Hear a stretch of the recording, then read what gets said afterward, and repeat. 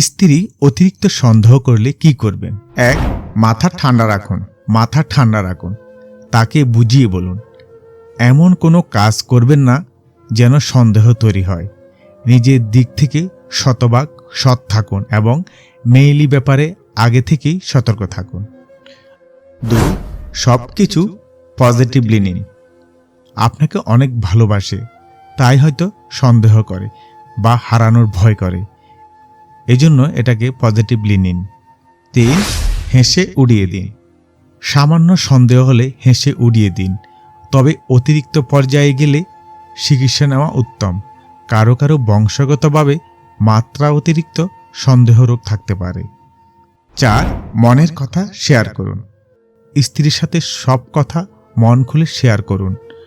পারতপক্ষে কোনো কিছু গোপন রাখবেন না। সারা দিন কি করলেন তাকে সুন্দর করে বলুন। ৫. তাকে সুযোগ দিন। তাকে যথেষ্ট প্রশ্ন করার সুযোগ দিন এবং যথাসাধ্যমতো সঠিক উত্তর দিন। ৬. তার সহযোগিতা নিন।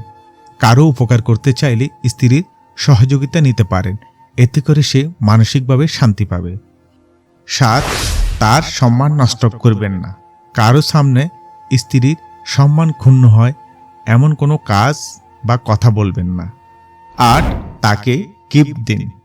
আপনার সাধ্যমতো মাঝে মধ্যেই স্ত্রীকে ছোটোখাটো গিফট করুন।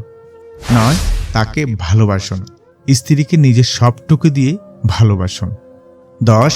তাকে নিয়ে বেড়াতে যান। মাঝে মধ্যে স্ত্রীকে নিয়ে কোথাও বেরিয়ে আসুন।